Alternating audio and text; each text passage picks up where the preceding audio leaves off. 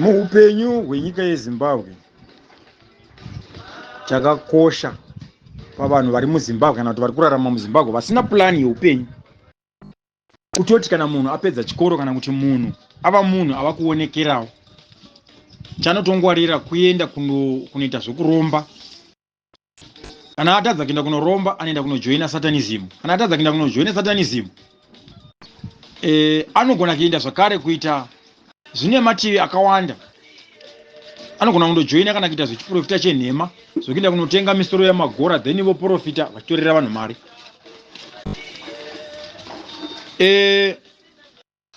Todzoka totarisa zvakare kuvanhu vechinhukadzi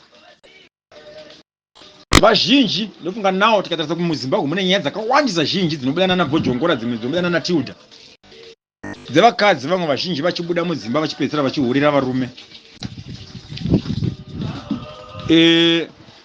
Nevarume vacho futi vachitiza mudzimba vachipedzisira vachiva nemagirlfriends. Imwe haisi nhau yokuti hanzi kwai vakadzi vanonetsa kana kuti varume vanonetsa, itori nhau yokutoshayiwa mumba. Hamuna zvirimo, hamuna kana purani yeupenyu. Womwe rudo vanopanana kana kuti vanowirirana, upenyu kuchienda kumberi. Asi kana mumba mukashayikwa purani zvinogozha, zvinorema. Hatitarisei kunyangwe vana vechisikana munyika medu, vazhinji vavo mukatarisa zvakanaka pamagroups muchaona magroup emahokapu akawanda wanda akasiyana siyana. But kana totarisa isi toona sokuti vasikana vaya kana kuti vanhukadzi vaya vanopenga vachiita zvinhu zvakadaro nokuda kuti vakuzoshambadza vakutengesa miviri yavo. Vanhu vaya vasiri wrong, vari right 100%.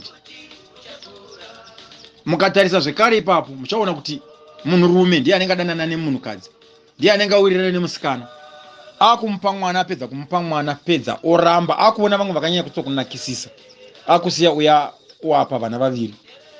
Ofu ichi uya wapa vana vaviri haana kukuenda nevana ivavo. Kumba kwaanobva vanenge vachiti kuri kupfuta moto kwakaberekera ingwe, haudzoki kuno, enda nevana vako kuna baba vavo. Saka kuti atangire kuti awane upenyu hwokuti ape ararame nevana haubude, hauwanikwe. But kana totarisa isusu toti no, vanhu vakashata, vakarasa hunhu, vari kutengesa miviri, vari right 100% vanhukadzi vavo, because havana purani yeupenyu. Nyika yedu yakaoma, nyika yedu inorwadza kurarama. Nyika yeZimbabwe mukacherekedza vanhu vese vanobva muZimbabwe, ngatitarisei basa reugarden boy. Ibasa rinotonetsa kuwana, ibasa riri kutotambudza chero munhu upi neupi zvake kuti ariwane. Todzoka totarisa even basa rokurisa mombe chero zvakutonetsa. Pamwe totoda futi chioko muhomo kuti uriwane, rakangofanana futi nerehouse girl. Hautoriwani easy. Kuti utoriwana basa iroro unenge wateta kana chioko muhomo, kana kutowana vanokumiririra kuti vati zvokwadi munhu akanaka, nekuti vasikana vacho futi nogona kuti wamutora aiti house girls izvozvo ouya wakubira, ouya utora mwana wako undotengesa, nokuda kuti vose vari kutsvaga kurarama. Mukatarisa vazhinji, ndofunga mukatarisa kune ngozi zhinji dziri kunzi dzabuda dziri kudai, asi mukanyatsa kucherekedza vanhu vemuZimbabwe havasi kurega kuurayana. Inini kana ndine chimari ndikatsvaga munhu, ndotsvaga kuti ndoda kuti undiurayire munhu, ndoda mapatsi akati, ndokupa mari iripo iyi, muchaona kuti muZimbabwe unomanya. Ende haatyi ngozi, haana chaanotya, nokuti unenge achitsvagawo kuti kana ndikaona chimari ipapo ndondorarama. Todzokazve totarisa, tinoona senge sokuti munhu ibenzi nokuti auraya munhu. Atumwa uyu anongozopindawo hake mhosva nokuda kuti ndiye andouraya, asi auraya ndouyu atuma. Ende auraya uyu haana kuda kungouraya munhu, ari kuuraya neni nokuti anoda mari, ari kutsvagawo kuti deni ararama, because nyika yeZimbabwe yakaoma. Handisi kukurudzira kuti vanhu urayanai, chandiri kuzama kutaura nechekuti nyika yeZimbabwe yakaoma. Ndonga ndataura pamusoro pevanhu vanotengesa miviri ndikati havasi wrong, vari right. Nawo ndiri kutaura pamusoro pevanhu vanoba kana kuti vanouraya vamwe vanhu, achinge atumwa nevamutuma vane mabhizinesi, vane zvavowo zvavanoda kuita. Vazhinji vacho tinovapa zvedu mhosva nokuda kuti vanenge vauraya munhu, asi ari wrong ndiye atuma. Ndosaka ndataura kuti munyika yeZimbabwe mukatarisisa zvakanyanya kukosha kuti kana munhu atopedza chikoro akura, Hautoda plan yekuti urarame upenyu nevana vako kana kuti nemhuri yaunenge unayo kutoenda kunoromba. Ndo degree nediploma remuZimbabwe rekuti uwane basa rinokuraramisa. Pasina izvozvo chikoro chacho chaunenge wapasa kana kuti chaunenge wakaenda kuchikoro achikubetseri, chinotowedzera kukupa utofu.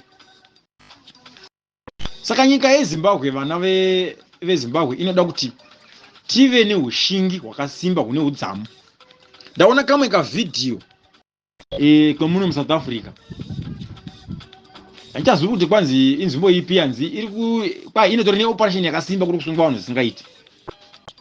But kana ndakacherekedza ndoona sokuti zvaitoda kuti vanhu vari kusunga vanhu ivavo vaitofana kuti vatowedzera kuti nyatso kuronga community yemuno muSouth Africa yese, varonge zvakasimba, vatoita basa rekumbotosunga maZimbabwe chaiko vadzosere kunyika kwavo.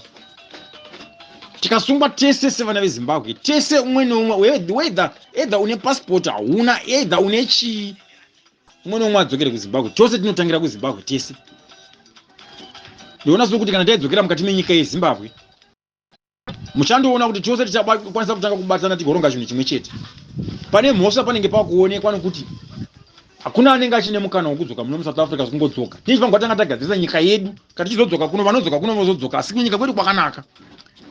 Tichifamba tichienda muzvakanaka nokuti nawo dambudziko riripo nderokuti maZimbabwenzi makauya muno mukati menyika dzekunze, especially muno muSouth Africa ndio muna maZimbabwenzi akawanda. South Africa ndio iri loaded maZimbabwenzi. Atori mo nyika dzese, hapana nyika ingapikisana neSouth Africa pamaZimbabwenzi. South Africa ndio yakaloda maZimbabwenzi ese. Saka umwe neumwe nechibasa chaanacho, either uri garden boy, either uri kuita basa ripi, vazhinji vakutoona sokuti tine mugaro. Umwe unenge achinzi namastanda wake paanogara, chingogara chete ndokuti ungotsvaira, akuona sokuti ndine upenyu hwese hwakanaka. Hausi upenyu hwavanhurume, hausi upenyu hwavanhukadzi. Ngatishingirire kuti tinogadzirisa yedu nyika. Deno kwaigona kuti muno muSouth Africa vagone kuti vatosunga chero nzvimbo ino yandiri chero kupi ngakusungwe munhu adzokere kuZimbabwe. Zvitori right. Chose tikadzokera kuZimbabwe, I think tichatanga kundonetsana pachedu kana kuti tichatanga kundowonesana tavo koko. Hapana vanozonzvenga. Tinoita kubatana chako chokwadi chionesana chokwadi chakazara. Tichirovana futi. Zvine zviri right. Because zvatiri kuita izvi zvinoreva kuti mukavona kana kuri kuti pakatadza kuitwa action chairman vakadhonza tambo, tikasvika kana kuti 2028 tichiswera tichitaurirana nhoroondo sezvinezvi Zimbabwe musina chaitiwa. Mungwarire vana veZimbabwe, ndambozvitaura kuti handichazivi kuti makuseni kana kuti inguvai. Tichapedzisira tava vanhu vanenge vava kuti nevana vatiri kuzvara isusu tiri nane pamwe takatomborarama nehwakwa pana 92 apo nechakata nerukato tichirya zviri kukato zviya. Ndofunga kana vakambovona 92 ne2008 nauye ndiri kutaura zviri kukato nechakata taitomukidzana mumichakata nemadhongi, pamwe ndowana madhongi atanga kupinda. Ona chakata dzose dzarohwa dzapera. Motoona kuti motoita pulani yekundomanyira kundotsvaga mihwakwa kana dzichiriko hwakwa morya hwakwa. Ndofunga nawe ndotaura iyi anonzi muZimbabwenzi wese, either mutonga muchii kana dziriko kwavo koko vanotoiziva nawe ndotaura. But chandinoda kutaura apa haisi nawe kuti tairya chakata saka zvongopera zvakadini. Ndoda kureva kuti vana vamuri kuzvara makomrade, vana vamuri kuzvara vana veZimbabwe vachatozopedzera vava kutofa nezhara because chakata dzacho vachadzishayiwa mvura isinganayi futi. Zvichatozonetsa kurarama wese. Ndofunga vamwe kunana 2008 nekunana 92 mbeva chadziyedzo waiti ukandoteya kumasosoko dzadzi dzingatobatikirwa, dzadzi dzingangoryi pose pose. Kushawa kuti dzaitoguta nei. Saka imimi way forward yamunayo sezvo Chairman Chief Judah Osana vanotaura siku nesikati. maZimbabwenzi mukai, wake up. But unotowana maZimbabwenzi acho njere dziri mumaZimbabwenzi aishi zhinji dzacho dzinonyadzisa, zhinji dzacho dzinosvodesa.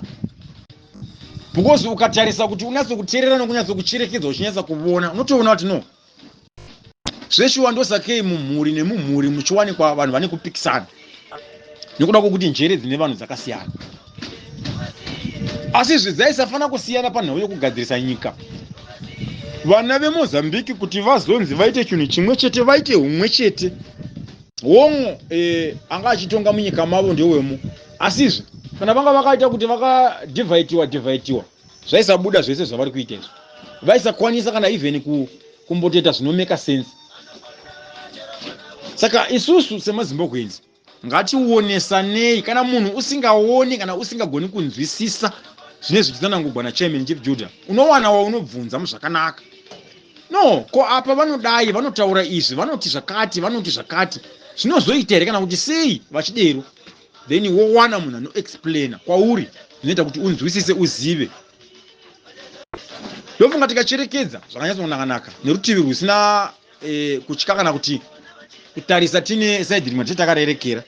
Vazhinji kusanganisira neni takatarisa nyika yeZimbabwe kubva tichitanga kukura tichiwanika vana bwidi riri pachigaro chechihurumende cheZANU-PF.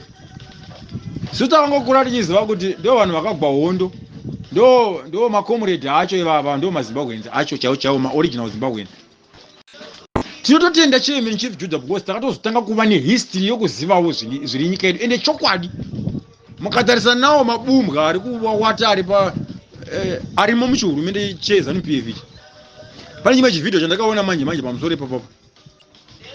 Ukatarisa kutaura kwacho ni kunotombaireva kuti no, handina hanya nemunhu, handina hanya neupenyu hwumwe munhu. Kwai tinokudiwe.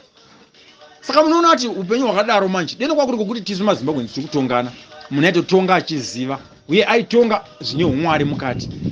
Haaizotonga achidzinyirira kunyangwe nherera nemapofu, mbeveve nechirikadzi.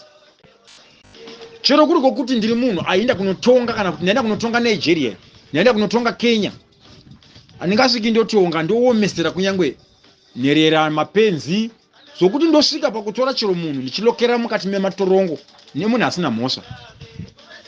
Okay, zvose izvo zvondaita. Mugumo weupenyu hwangu ndewechii? Alright, yasvika nguva yekuti Mwari vati right, nguva yenyu yakwana yekuti muparadzane nenyika. Nyama yenyu iparadzane nemweya wangu. Ndinondomira papi. Handizondomiri here sajaya mufumi. Womwe ndingarangarira zveupenyu hwanhasi kuti ndinenge ndiri mbinga, ndinenge ndichigere zvakanaka ndichifamba nedzimota dzokuchinjanisa. But zuva rokufa ndinenge ndiri chii? It means hazvina maturo chose zviri kuitwa nemabwidi nemabumbwa. Womwe upenyu vanahwo vari kuverenga mari nokuverenganisa samba dzogara dzakazara nemari, asi nherera ichichema, bofu richitambudzika kuti rozve ivo. Asi iwo uchidya chirasa chikafu chakanaka chekuti waikwanisa kukupa benzi rinotambura kana kuti bofu kana nherera kana chirikadzi, iwe unotorawo pambwa yako kana kutorawo pakiti. Paizvi zvose izvizvi ndoda kukuudzai vana veZimbabwe, as from today, chemai muine tariro nekuti Mwari kunonoka kupindura asi vanoziva zvavo. Ende hakusi kare Israeri yakachema nguva refu iri mukati meIjipiti. Vanhu vakaona senge sokuti Mwari wachoni watinonamata haashandi.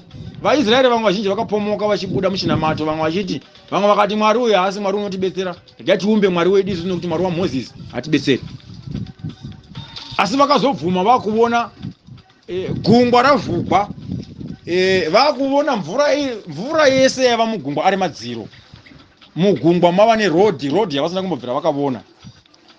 Kusanganisira naivo maEgyptians akapedzisira apinda mukati megungwa.